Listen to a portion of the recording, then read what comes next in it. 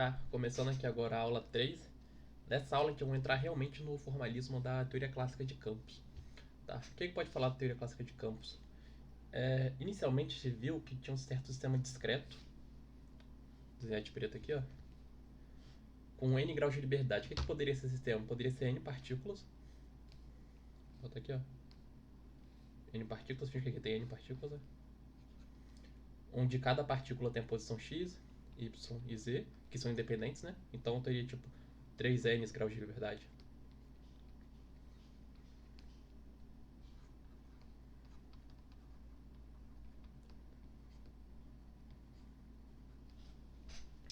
Tá, só que você vê que você pode numerar esses graus de liberdade, eles são quantidades discretas. Mas se eu tivesse um exemplo onde eu tivesse grau de liberdade de maneira contínua. Um exemplo, uma certa corda, onde o grau de liberdade seria o deslocamento de um determinado ponto da corda para cima, assim. Se tem o eixo y para cá, para cima, e o x para na horizontal e y na vertical, eu seria que os graus de liberdade seriam o deslocamento em y. Aí agora a gente não tem mais quantidades fixas que a gente numera, a gente tem infinitas quantidades meio contínuo. Como é que fica nossas equações? Como é que fica o nosso movimento nessa quantidade contínua? Com isso, a gente chega na teoria clássica de campos, né? Que é a teoria que serve para tratar desses meios contínuos.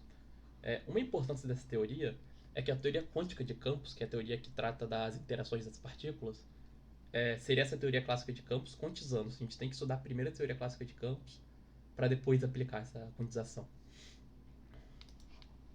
Tá. Só que a gente viu que no meio discreto tinha uma certa quantidade de coordenadas generalizadas, né? Q1 até Qn, onde eu poderia identificar essa coordenada generalizada por um Q, com índice K no tempo, assim. Onde esse K indicava qual coordenada generalizada é, 1, 2, 3, indicava a quantidade discreta. Se a gente tem agora uma quantidade contínua, a gente poderia chamar esse Q de um φ. Aí eu teria o índice contínuo, esse índice x, no tempo. Se fosse um meio, em vez de ser só uma variável contínua ter duas assim, ou três, eu também poderia ter x, y, t, ou x, y, z, t. Ok? Tá, só que por notação, a gente pode botar esse x aqui no parênteses também, ó. Identificar esse cara como um cara que representa a coordenada generalizada φ no índice contínuo x no tempo t. Se fosse x, y, z, essa é a mesma coisa. Isso daqui, ó,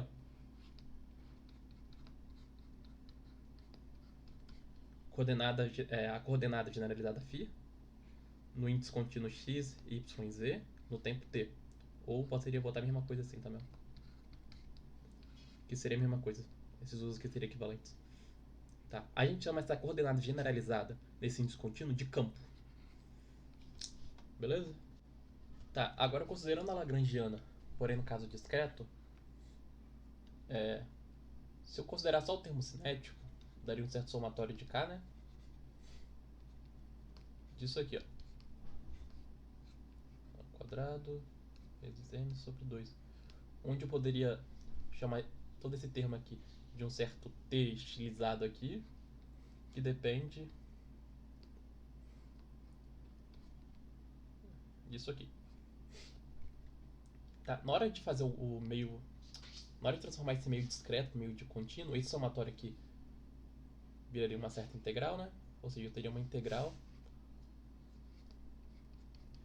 desse cara aqui, já que essa coordenada generalizada quando transformada de discreto para contínuo viraria um campo. Algo assim. Ou seja, eu teria algo desse tipo.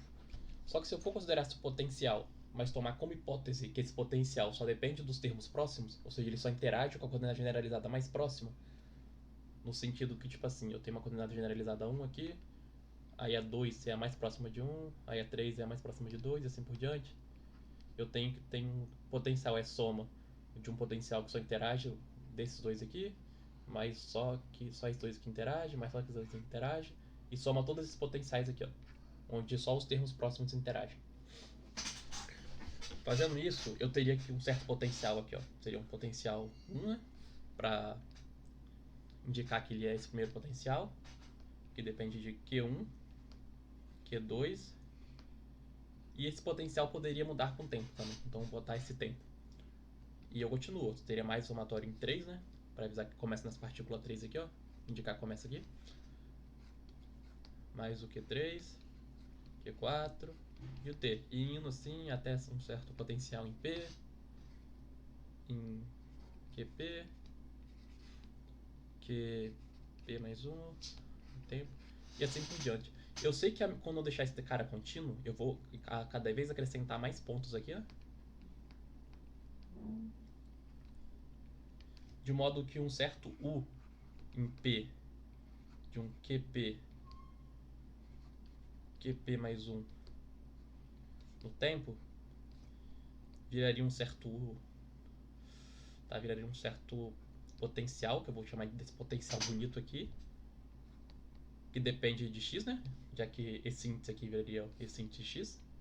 Depende do tempo, depende do campo, já que a coordenada generalizada viraria o campo, e depende desse campo deslocado em dx. Já que esse QP mais 1, esse único deslocamento aqui, ó, esse único pontinho viraria uma diferencial, né? Já que esse termo mais próximo, a diferença desse termo mais próximo, à medida que eu vou adicionando os pontos, vira um dx. Ou seja, eu teria algo desse termo. Aí eu somando esse termo do potencial mais esse termo cinético, eu posso falar que ah tá, e isso daqui seria só para uma única partícula, né? Se eu fizesse isso para todas, no final eu teria uma integral. Ou seja, se eu quisesse potencial como todo, eu poderia ter algo assim. Eu vou só tirar os índices aqui, ó.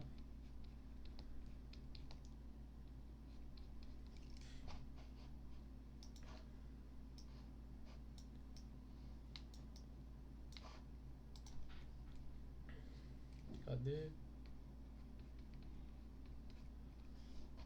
Logo a lagrangiana poderia ser dado por uma integral de uma certa função que eu vou chamar desse L personalizado. Disso tudo aqui, ó. Onde isso aqui vem da parte cinética, né? Isso daqui e o resto vem da parte potencial.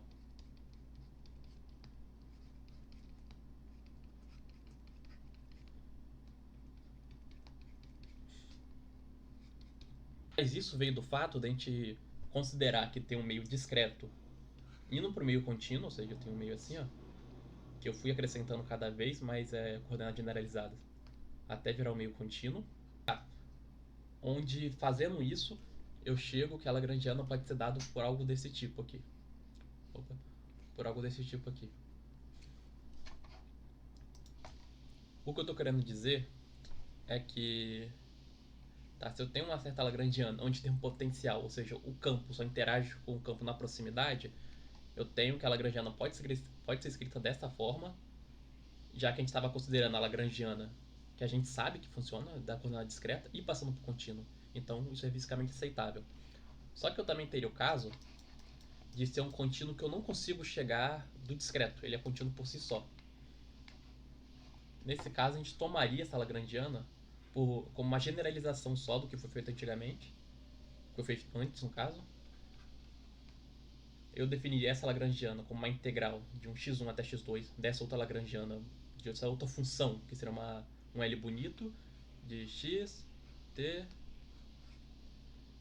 o campo em xt na derivada temporal, esse campo em xt, esse campo em x mais dxt. Tá? Isso tomado como a própria definição, isso tomado como uma generalização. Essa generalização, a princípio, faz sentido, né? Porque o termo mais geral que a gente pode fazer é tomar que a lagrangiana poderia mudar a forma em cada ponto. O que eu tô querendo dizer? Eu tenho um termo contínuo qualquer que eu vou representar por essa linha louca aqui. A maneira mais geral que a gente poderia falar é que em cada ponto essa lagrangiana poderia mudar.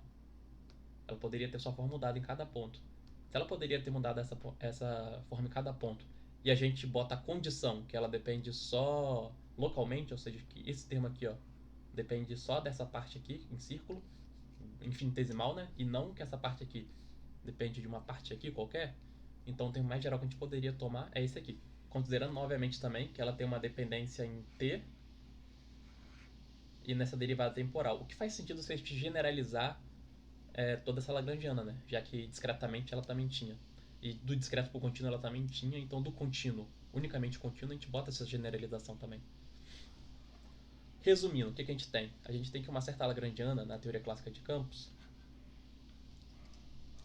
pode ser dado por uma integral de um x1 até x2 de uma outra função que a gente chama de densidade lagrangiana.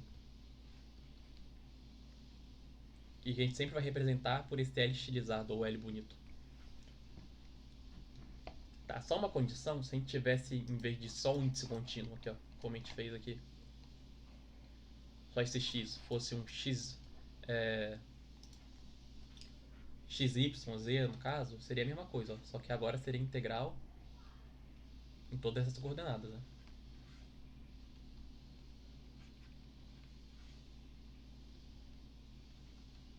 Ou seja, a lagrangiana seria uma certa densidade lagrangiana, porém que depende de x, y, z no tempo.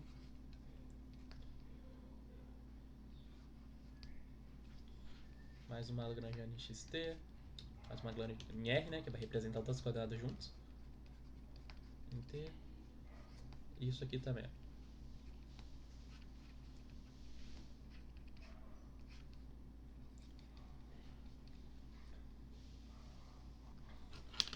Isso claramente com as mesmas condições, né?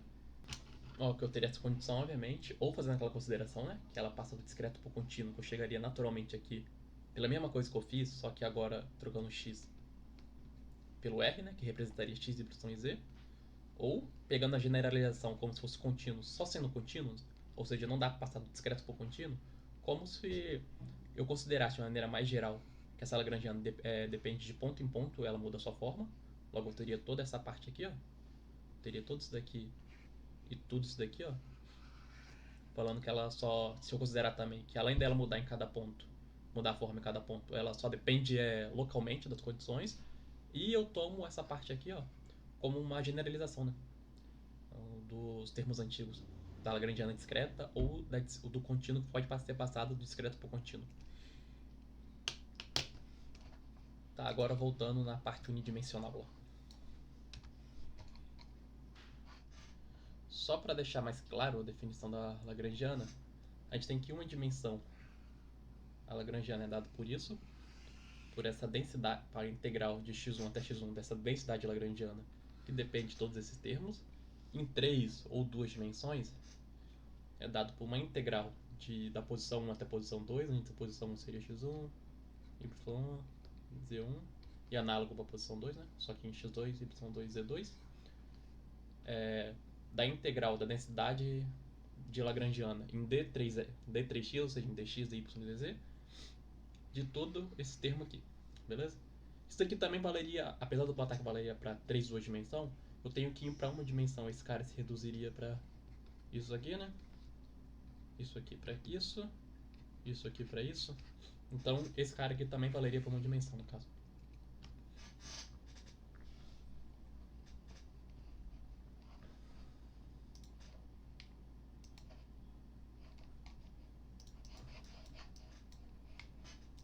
Tá. Mas e ação? Como é que te definiria ação? Se eu fosse fazer uma ação para a teoria clássica de campos, a gente sabe que a ação, pela própria definição dela mesmo, né? É a lagrangiana de T1, T2 em dt. E substituindo a definição da lagrangiana, a gente teria isso aqui.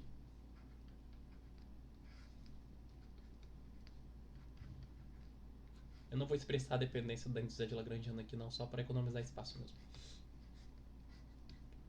Ou se eu fizesse em 3 ou 2 dimensão, trocaria aqui por R1, né?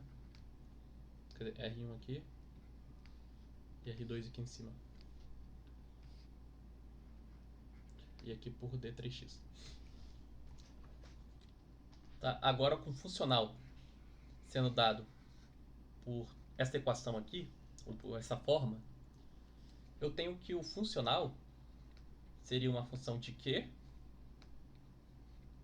ponto, e de a variação em relação a x de q. Que eu errei aqui, né? Que eu estou tratando coordenadas como contínuas, então seria a mesma coisa só que em φ. Só que aí eu chego a um certo problema. Como a gente tinha visto antes, quando o funcional era em relação a q ponto, eu tratava tanto esse q como independente. Eu tratava isso porque se eu tenho uma certa curva aqui, se eles fossem dependentes, então eu teria esse q ponto determinado. Só que como eu estou fazendo um problema de qualquer curva possível, esse q ponto não podia ter determinado. Eu poderia ter um q ponto aqui, um q ponto aqui, um q ponto aqui. Por isso que eles são independentes. E agora, se eu fosse tratar de φ, como que eu teria? Eu sei que esse φ, ó, esse φ em x em t, tratando em uma só dimensão, ele também pode ser representado graficamente, mas agora por uma curva. Quando eu estou tratando de φ em um certo x em t, eu posso agora fazer um espaço tridimensional, né? Onde o domínio é x e y, e a altura nos dá essa função φ. Eu posso trocar esse simples aqui por t, aí realmente eu vou ter essa condição. Eu vou ter o domínio x e t, e a altura daria a condição φ. Nesse caso, eu tenho que esse φ pode ser representado por uma curva qualquer nesse espaço. Novamente, eu posso tratar isso como dependente, porque essa curva com a derivada em relação a x e essa curva com a derivada em relação a t, ela nos dá, quando tanto esse cara como esse cara aqui são fixos, ele nos dá um certo plano tangente. Finge que esse plano aqui é tangente. Só que eu estou tratando o problema, a gente pode ter qualquer curva. Se eu tratasse que eles são dependentes, então esse plano tangente seria único. Só que não, eu posso ter uma curva que tem um certo plano tangente assim, aí eu posso ter outra curva que tem um certo plano tangente de outra forma, e assim por diante. Aí realmente posso tratar tanto φ como a derivada em relação a x de φ, como a derivada em relação a t de φ, como independentes no domínio desse funcional. Quando eu começar a tratar agora com mais dimensões, né? Agora se eu acrescentar um x, um t, mas também um y, aí fica um pouco mais difícil de visualizar, mas eu vou tentar da mesma forma mostrar também. Tá? Nesse caso agora, onde é um φ de x, y e t, eu posso chamar um certo eixo de t, outro de x, outro de y, onde meu domínio é de boa, eu consigo mostrar por certo volume meu domínio. Só que o valor de φ fica difícil. Uma maneira de dar esse valor de φ seria um gradiente de cor, né? O que eu quero dizer? Quando eu tenho um amarelinho bem claro, ele é um valor muito baixo de φ, e à medida que ele vai ficando mais laranja, assim, um amarelo mais forte, até indo pro laranja, indo pro vermelho, um vermelho mais forte, ele vai ter um valor maior. Com isso eu conseguiria, por esse gradiente de cor, aí sim representar essa função φ. Aí, nessa questão, eu já não conseguiria representar graficamente as derivadas, né? Mas mesmo assim, mesmo não conseguindo representar graficamente as derivadas, eu consigo saber que tanto esse cara aqui, ó, como esse cara aqui, como esse cara aqui, eles representam como se fosse um plano tangente, porém com 3 dimensões. Entende? Não tem como representar mais essa tangência, né? Nesse caso, porque a gente não tem cada dimensão a mais, acaba tendo esse problema. Mas a gente sabe que ele teria ainda assim que ser independente, porque eu consigo, mesmo nesse caso, ter fis de qualquer caso, com muitos fis diferentes, aleatórios, fis aleatórios. No caso, representando graficamente essa aleatoriedade, seria vários gradientes diferentes. Como eu tenho esse fio aleatório, se eu tivesse só um plano tangente, que não necessariamente é um plano tangente, é um plano tangente com mais dimensão, eu teria esse φ determinado, né? O que a gente não quer, a gente quer esse φ aleatório. Aí, se eu botar a dimensão z mais, aí sim que eu não consegui ver, pior ainda, eu vou conseguir ver menos ainda. Mas ainda segue esse mesmo esquema. Ou seja, a gente sabe que esse funcional qualquer, em botar até mesmo x, y, z em t, ele tem tudo isso daqui, ó, como domínio e tudo isso daqui como independente.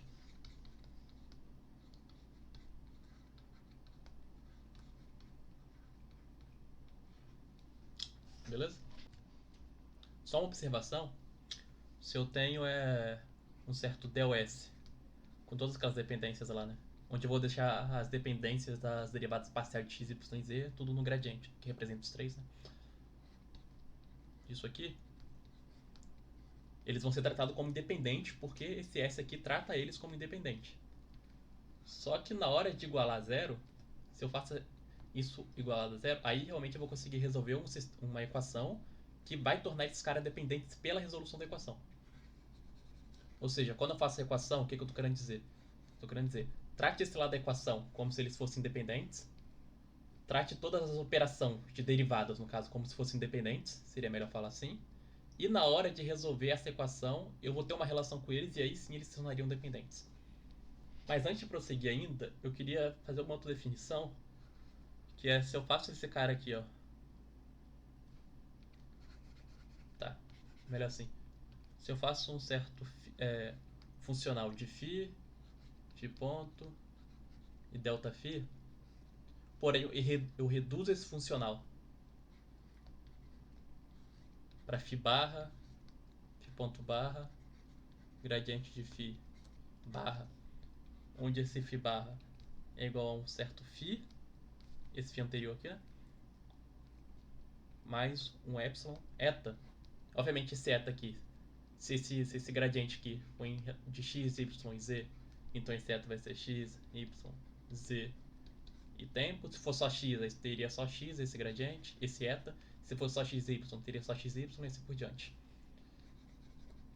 Eu vou botar de y e z aqui. Tá, se eu tenho isso, eu tenho que a variação de certo S.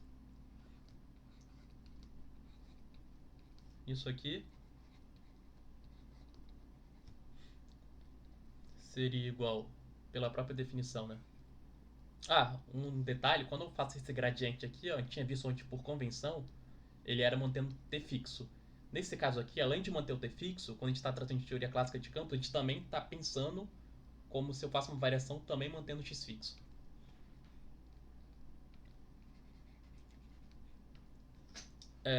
Tá, quando eu faço isso, eu teria, tá, x2, x1, t1, t2, e tudo isso aqui, ó.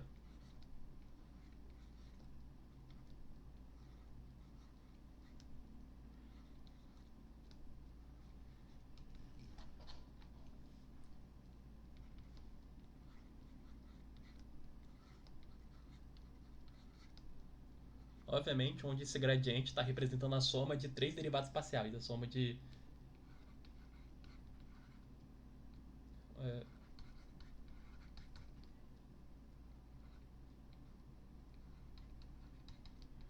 a soma disso, com mais isso sendo y no lugar do x, com mais isso sendo z no lugar do y. Tá? Tá. Com isso, se a gente representar esse delφ como certo epsilon mais uma função eta,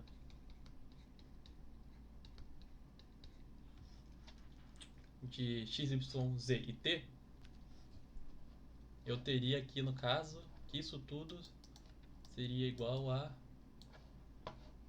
deixa eu ver aqui, um eta, né? Um eta, tô falando eta, um epsilon disso tudo aqui, ó.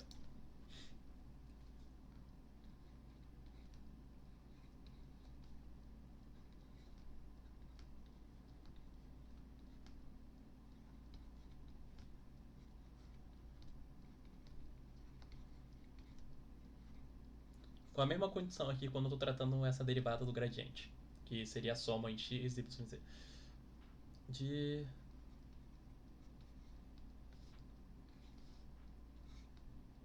dx dt. Acho que eu esqueci de botar dx dt aqui em cima.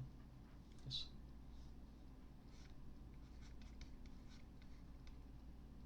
D3x e dt no caso. Tá? Mas eu também teria que isso tudo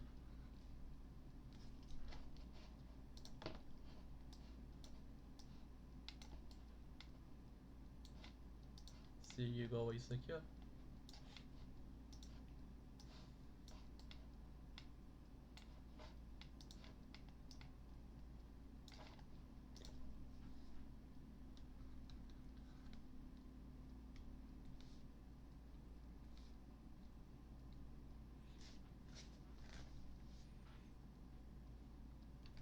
De...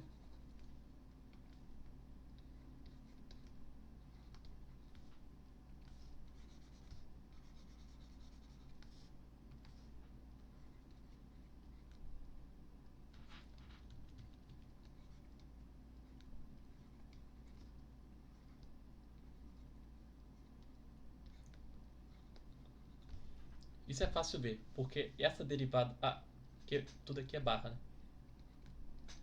Barra e barra. Porque esse φ barra seria igual a um φ mais um epsilon vezes esse eta, por definição. Logo, na hora de derivar parcialmente, sobraria só esse eta. Aí quando esse cara é ponto, aqui ficaria ponto, aqui ponto também. Aí na hora de derivar, seria só esse eta ponto. E quando esse cara aqui é gradiente, aqui seria gradiente. Viria o gradiente aqui e ficaria só esse eta no gradiente. E, obviamente, eu tenho que essa função...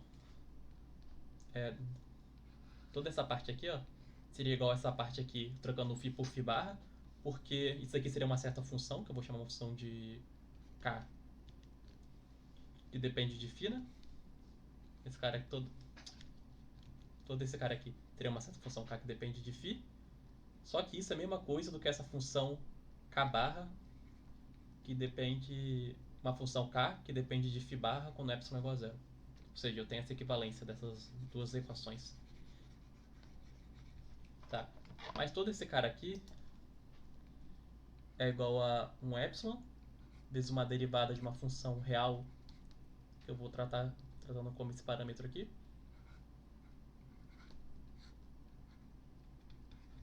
Se eu considerar essa função real aqui, ó,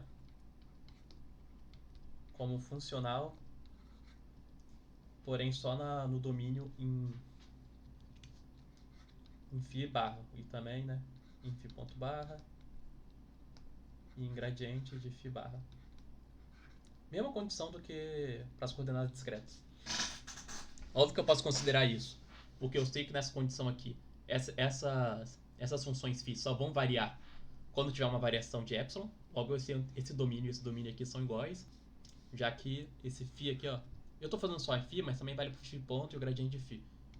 Esse φ barra seria igual a φ mais epsilon eta. Isso seria todos os domínios com funções desse tipo aqui. Eu só sei que essa função φ barra vai mudar quando o epsilon mudar. Logo, eu posso fazer que a imagem de uma função com epsilon real seria igual a imagem desse funcional, né? Já que os dois dependem só de epsilon. Acho que deu pra entender. Não sei se deu pra entender também. Tá, com isso a gente viu com uma certa variação de um certo funcional que depende de φ ponto e o gradiente de φ. Se eu fizer essa igualdade a zero, como eu vi antes, eu tenho que esse cara aqui, ó,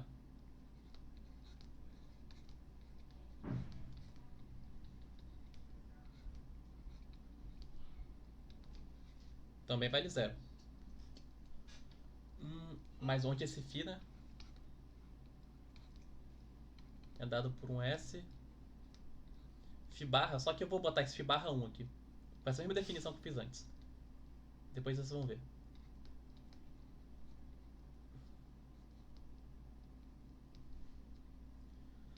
Onde esse φ barra 1 é igual a um φ, mas esse epsilon é eta 1.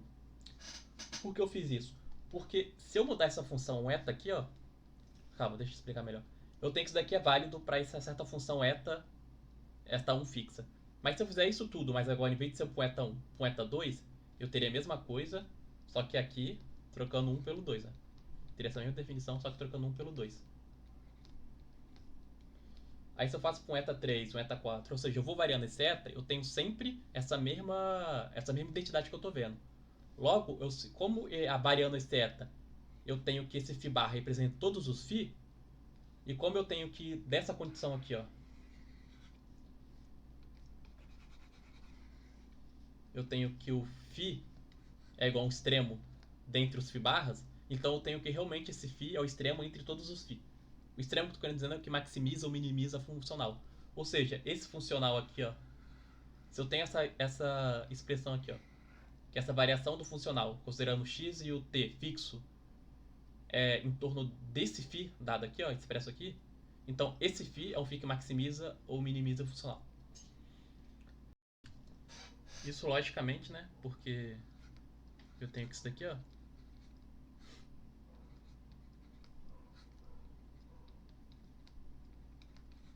seria igual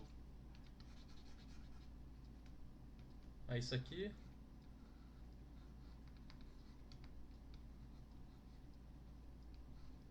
com barra, né?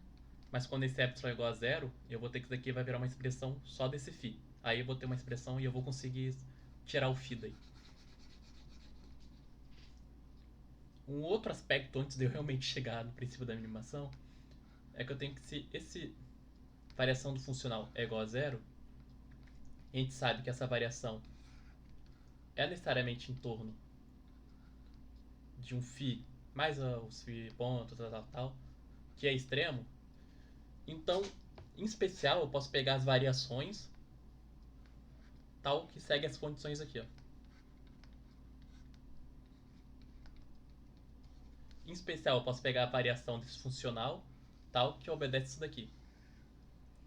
Visualmente, isso daqui seria algo assim, ó. Eu tenho uma certa curva preta, que é aquele φ que maximiza ou minimiza o funcional. E quando eu estou falando que essa variação, tanto em x, vou botar assim, ó, x em ti é igual a zero, e xi em t é igual a zero, onde x é igual a 2, e essa condição aqui pro t, com i valendo de sendo 1 e 2. Tá. Eu sei que essa condição aqui que eu tinha falado é igual eu pensar que se esse φ, que é representado por essa curva preta aqui, ó, obviamente como está representando esse φ como uma curva, então estou tratando uma dimensão só. Então esse φ que é representado por essa curva preta, ao variar, eu estou pegando uma curva onde essa curva também intercepta a borda dessa mesma curva preta. A borda que eu estou dizendo onde ela intercepta esse paralelepípedo. Essa condição aqui, visualmente, implicaria isso. Aí se eu pego para mais uma dimensão, o que é que eu teria? Adicionando mais uma dimensão, eu teria que essa condição aqui, ó, pode ser válida. Porque eu tenho que, quando a variação da ação é igual a zero, então posso pegar essa variação, obviamente, em torno do φ que maximiza ou extremiza a funcional. Eu posso pegar uma determinada variação que respeite isso daqui, e essa determinada variação, nesse caso aqui, com mais uma dimensão, com a dimensão y, seria aquele gradiente de cor, ou qualquer coisa que representa o φ, mas eu estou pegando um gradiente de cor. Então eu teria várias curvas, né, onde essas curvas poderiam ter gradientes diferentes, mas para respeitar essa condição aqui, ó, eu teria que, apesar da curva por D ser diferente, a curva nesse volume aqui, ó, nessa borda desse volume, desse paralelepípedo, que é representado por essas condições aqui, teria que ter o mesmo gradiente do que essa curva que extremiza. Seria isso. Isso tudo seria só uma expansão desse caso discreto aqui, ó, onde as curvas são fixas, onde eu tenho essa curva que extremiza, e as curvas Q barra seriam aquelas curvas que, apesar delas variar, elas são fixas aqui. Mesma coisa, a curva aqui seria vários gradientes de cor, e apesar desses gradientes poder variar, esses gradientes nessas bordas aqui, ó, ou seja, na borda desse paralelepípedo, não podem variar, tem que ser o mesmo do que o gradiente que extremiza. O gradiente nesse caso aqui eu tô falando de φ, né? Aqui eu tô falando gradiente de cor, ou seja, seria o φ, já que a gente está apresentando o φ como se é dado por esse gradiente de cor, quando a gente tem x, y e t como dimensão. Tá, quando a gente pega mais uma dimensão, aí realmente é impossível representar graficamente, né? Mas nesse caso seria a mesma coisa, a gente... mais de uma dimensão, a gente teria que... como essa variação aqui igual a zero é dado em um φ que maximiza ou minimiza, então eu posso tomar essa variação aqui e um φ que representa essas condições aqui, ó, porém acrescentando z. Eu teria isso tudo com z φ, eu teria... dá pra fazer aqui, ó, não vai tomar muito tempo não. Ou seja, com essas condições aqui, ó.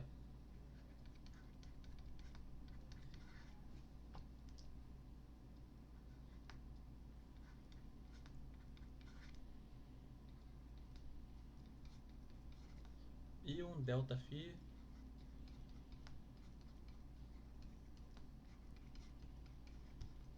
Aí adicionando o z aqui também, ó. Z1. Tá. Agora, por todas as coordenadas aqui, eu não conseguiria mais representar graficamente. Mas eu poderia ter uma borda sem ser graficamente, só uma expansão da geometria. E ainda assim, eu teria que nessas bordas eu teria aquela condição. Mas enfim, dado isso tudo, ou seja, dado que a gente tem que quando essa variação aqui desse funcional é igual a zero, a gente pode tomar essas condições aqui que eu vou botar na lateral. Ou seja, dado que a gente tem essa variação desse funcional igual a zero, a gente pode pegar uma determinada variação que respeite todas as condições laterais aqui, a gente pode implicar uma certa equação de Euler-Lagrange, porém dessa vez para a teoria clássica de campos. Só uma coisa, antes de eu começar realmente a determinar essa equação de Euler-Lagrange, que eu tenho que esse funcional que é igual a zero seria uma generalização do caso clássico, né? Do caso das coordenadas discretas. Por caso das coordenadas contínua e discreta, que passa da discreta para contínua seria fácil, né? Já que como esse cara aqui vale para discreta, então passando para contínua esse também seria válido. E sendo contínua por si só, eu trato como uma generalização. Tá? Dito isso tudo, ou seja, o que acontece quando esse cara aqui é igual a zero? Primeiro eu vou fazer o caso unidimensional, né? O caso unidimensional, eu tenho aqui. Eu tenho essas condições aqui para as variações de φ. E eu tenho que essa variação de S tem que ser igual a zero. Isso também é tomado como princípio, né? Como se fosse o princípio de Hamilton, mas agora para a teoria clássica de campos. E que a gente vê que vai ter uma certa prova, ou seja, tomando esse cara como princípio, algo que não necessariamente tem uma demonstração, mas que a gente vê que acontece sempre, a gente vai chegar numa certa equação de Euler-Lagrange, que depois a gente vai aplicar e vai ver que realmente tem uma... que ele é ok. Que ele tem uma física envolvida.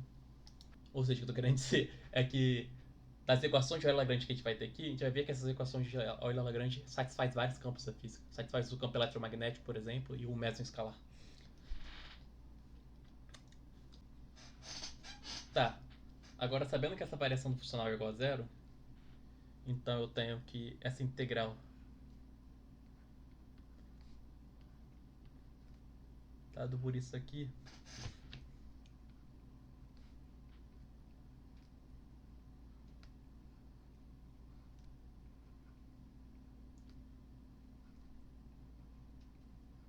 isso tudo é igual a zero, né? Sabendo que esse funcional é igual a integral de t1 dt de x1 a x2 dessa densidade lagrangiana dx dt. Tá. Agora eu posso provar essa certa identidade aqui, ó.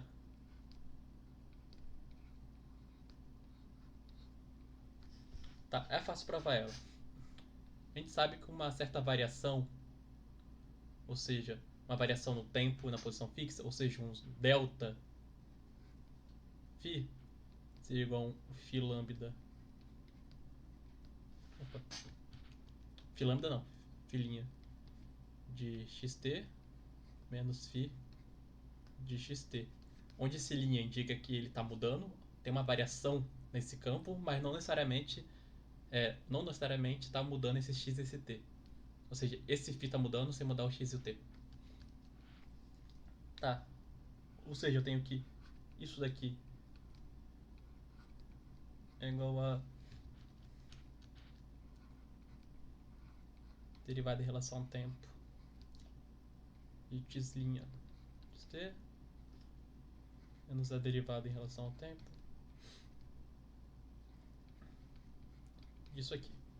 Agora, pegando a definição da derivada, eu tenho que aquilo tudo é igual a limite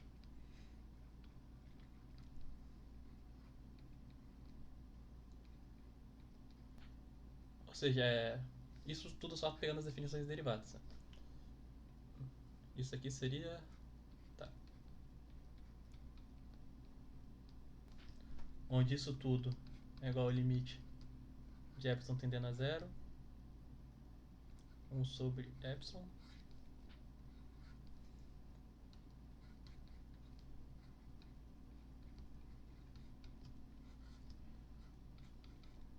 Tá. Daqui até aqui eu só reorganizei a equação. Isso no caso seria igual ao limite de epsilon igual a zero, 1 sobre epsilon. Isso daqui pela própria definição é uma variação de φ em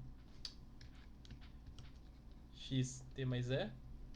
Isso aqui por definição uma variação de φ em xt. Logo eu tenho esse cara aqui, ó.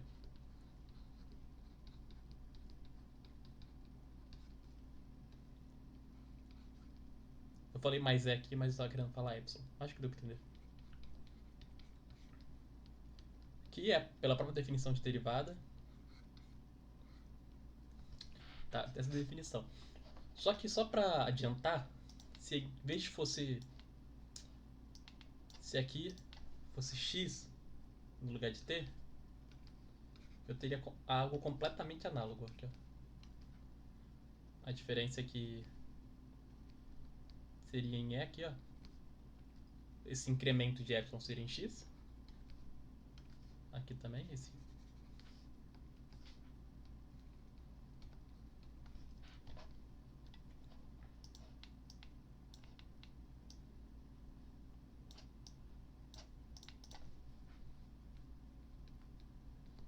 Aqui também. E aqui também. De modo que daria essa variação aqui, ó. Seria completamente análogo no caso. Dá pra ver aqui.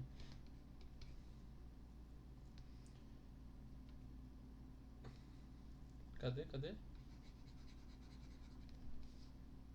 Onde eu chegaria no final a esse cara aqui.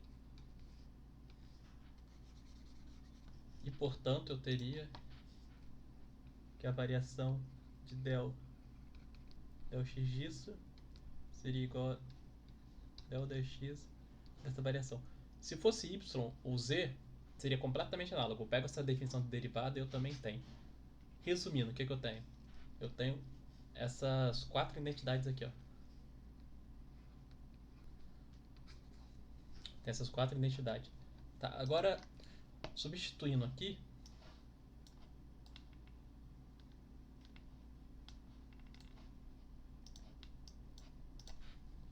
eu tenho isso, né?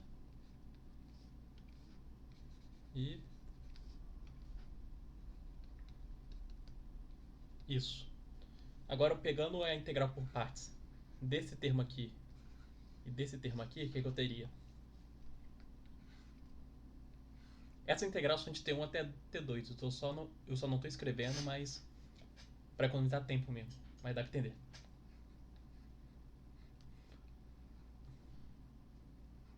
Tá.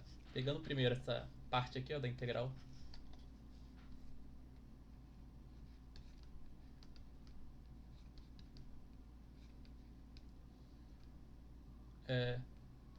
Passando esse dx aqui para fora e tomando só essa integral no tempo, ou seja, fazendo isso daqui, ó.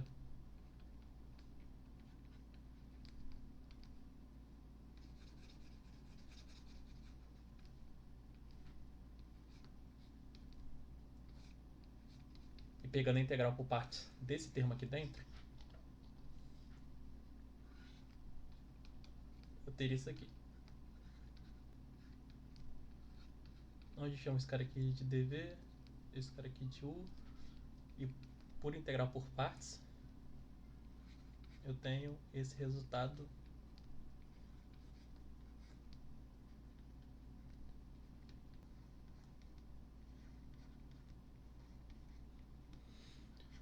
vou ter esse resultado aqui no final.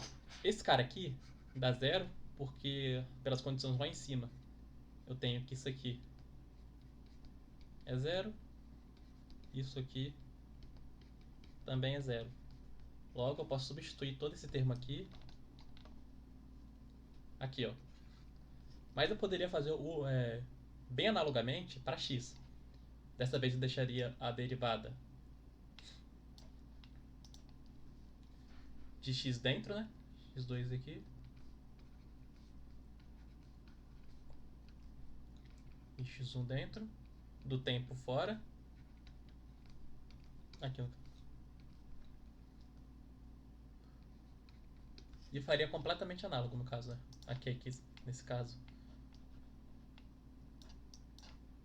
Nesse caso seria isso aqui, ó.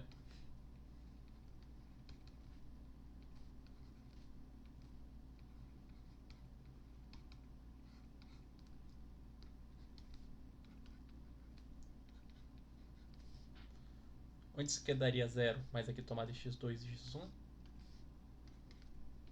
Também daria 0 pelas condições lá acima.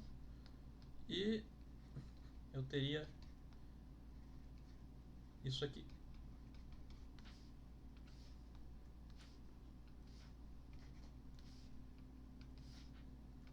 Tá? E substitui isso daqui, né? Todo esse resultado aqui. Fazendo isso, no final eu vou ter essa integral aqui, ó. Isso tudo em parêntese. Del φ dt dx igual a 0. Tá, mas pelo que a gente viu na aula passada lá, se eu tenho esse del φ, que pode assumir valores independentes, pode ter vários valores, infinitos valores assim. Ou seja, se eu tenho que esse del φ de x e t é igual a um epsilon n de x em t, que é igual a botar um n de x em t, e eu tenho toda essa expressão aqui, ó, desses φ, é no fundo uma expressão de um m de x de t, eu teria o análogo daquela identidade lá, né? Ou seja, quando a gente estava aqui, m de x, um certo eta de x é igual a 0 para todo eta igual para todo eta, então m de x é igual a 0, eu teria o análogo dessa identidade, porém adicionando uma variável. Mesma dedução.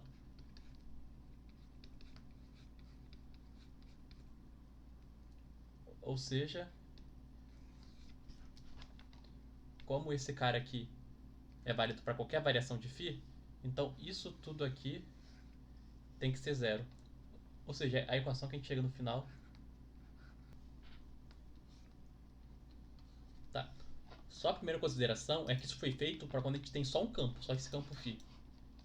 Se eu tivesse mais de um campo, tivesse K campos φ, botar assim, ou seja, em vez de eu ter só esse campo φ, eu tenho φ1, φ2, até um φn. Aqui viria um somatório de K.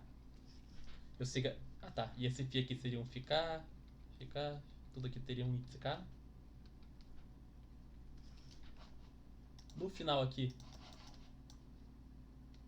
eu teria a mesma coisa, só que no somatório em K. Só que como a gente viu na aula passada, como essas variações em φ, aqui no caso φk, são todas independentes, a gente pode tomar todas elas sendo zero, tirando uma determinada, ou seja, todas elas sendo zero, tirando f1, depois todas elas sendo zero, tirando f2 e assim por diante. E com esse resultado aqui, ó, embaixo, a gente teria aqui esse resultado aqui, ó.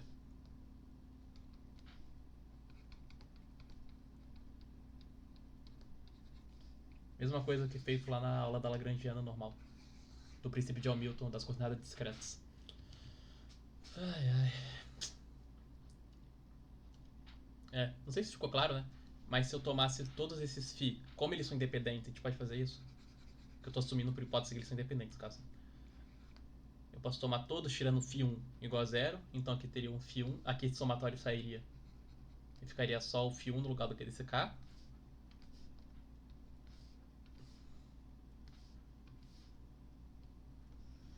Fazendo isso, eu tenho que essa identidade aqui, ó, nos falaria que esse resultado aqui, onde o K é 1, seria válido. A gente poderia fazer isso de novo, porém com φ igual a 2, aí o somatório sumiria e ficaria a mesma expressão porém com φ igual a 2.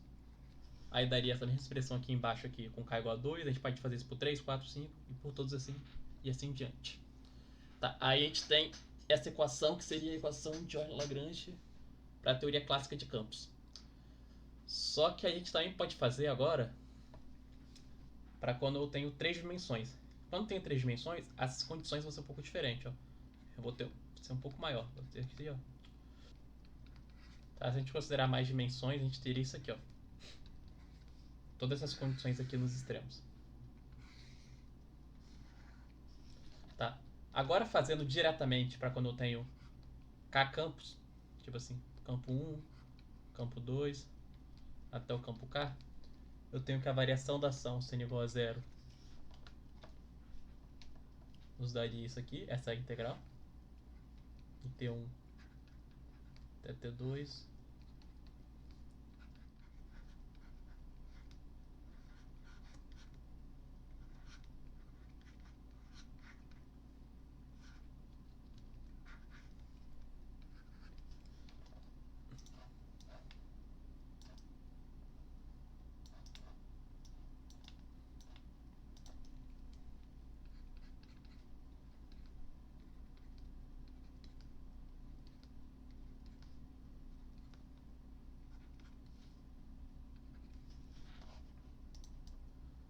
Ou seja, quando a gente tem 3 dimensões, essa variação da ação sendo igual a 0 nos retornaria isso aqui.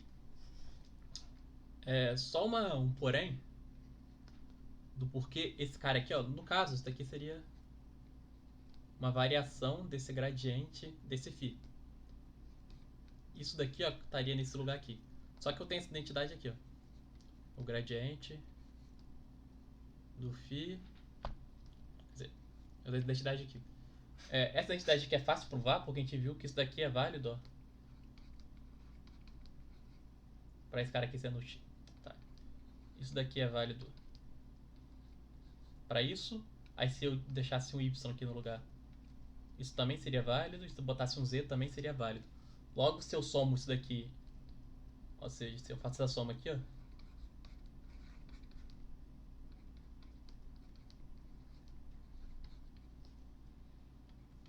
eu teria que isso aqui seria igual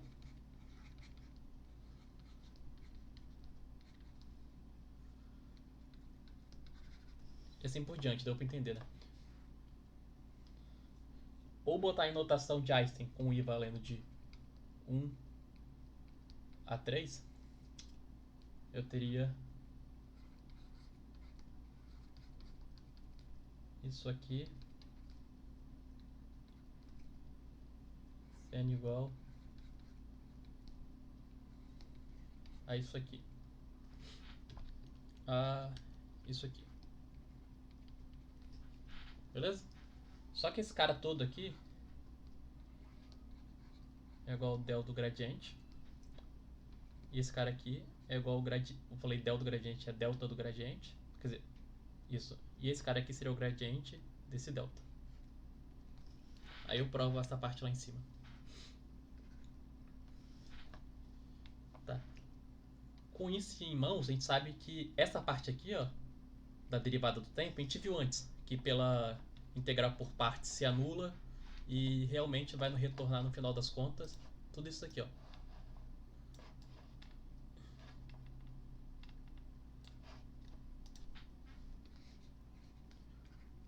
Porém, e essa parte aqui da integral? Essa parte da integral, a gente usa uma propriedade. Essa propriedade aqui só tem um. Esse del aplicado em um produto escalar, AB, é igual a um del em A. Produto escalar B, mais del em B.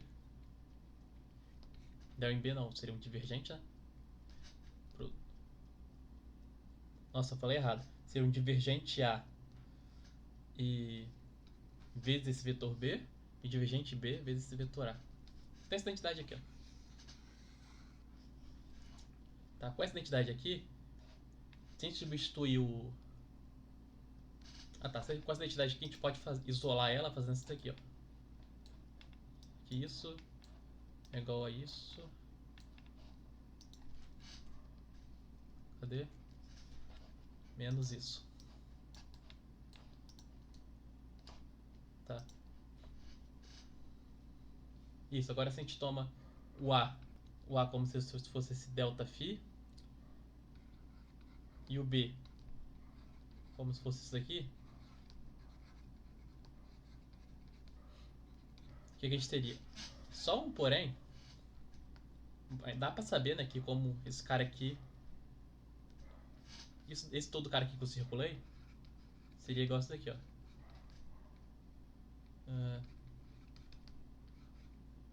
Ou melhor, em notação de Einstein seria igual isso aqui.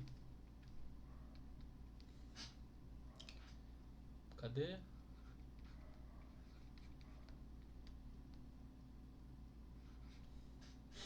Né? Onde os caras se repetem 3 vezes e tudo mais. Ou seja, a gente sabe que só essa parte aqui, ó, essa parte da Lagrangiana, na realidade é isso aqui.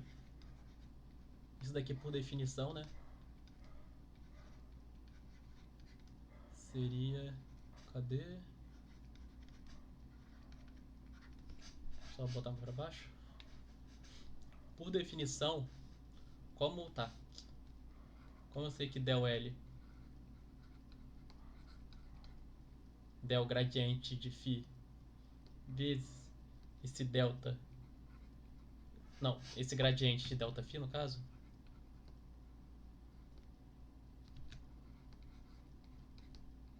é igual a isso daqui.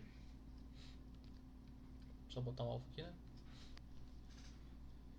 Então, logicamente, né, eu teria que esse del desse L bonito, del do gradiente desse φ alfa, tem que ser esse cara aqui, ó, para coincidir, né? Essas duas, para coincidir essa identidade aqui com essa com a própria definição do gradiente.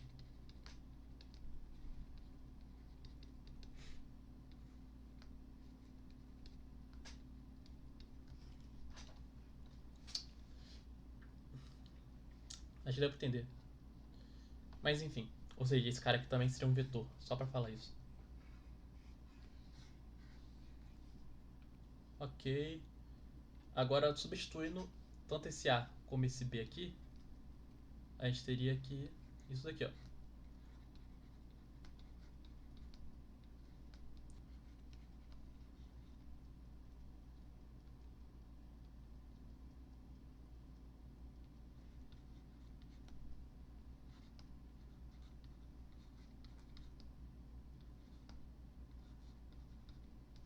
Tá, eu teria essa identidade aqui, que substituindo tudo na integral, eu teria isso. Toda aquela integral de x1, y1 e z1, eu vou botar um v para representar que é no volume, tá? Que fica mais fácil assim. De... cadê?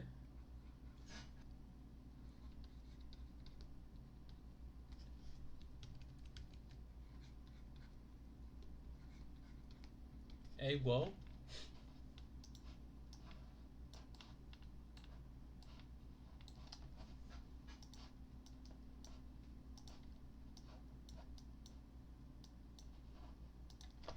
a tudo isso aqui.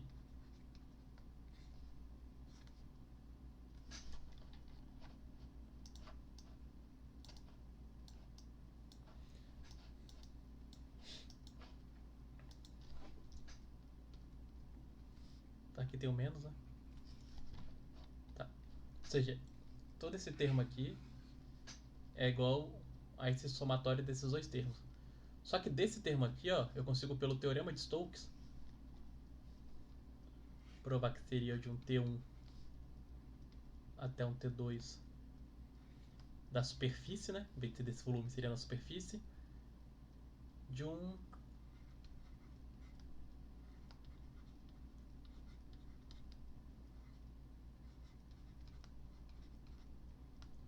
isso. Onde isso daqui é perpendicular à superfície e esse DS ponto tá na superfície em si. Na superfície que... ou seja, na borda do volume. A superfície, no caso, que eu tô querendo falar... a superfície, no caso, eu tô querendo falar que é a borda do volume. Tá? Fazendo isso, como o volume ele é determinado por... vamos ver... por x1 menos x2 é determinado por essas condições aqui, ó.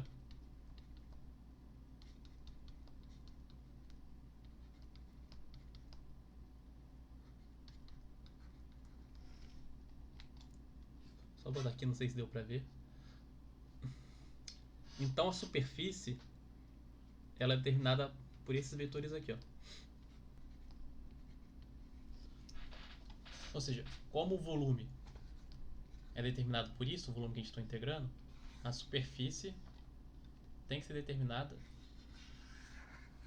por tudo isso aqui, ó. Só que se eu pegar esse ∇φ em qualquer uma dessas coordenadas que é determinada, eu teria um ∇φ de ou Z2, da mesma forma isso aqui seria 0, aí teria um ∇φ com Y ou Y2, de qualquer forma isso aqui seria 0, 0, 0, ou ∇φ Z1, ou aqui no lugar do Z1, Z2, que também seria 0. Ou seja, de qualquer forma, eu tenho que esse ∇φ alfa vai ser 0, logo toda essa integral aqui se anula. E, portanto, eu tenho que essa integral vai ser igual a essa integral aqui. Agora, substituindo tudo isso na integral aqui em cima, a gente teria aqui, quando o ∇s é igual a 0, teria uma integral T1, T2,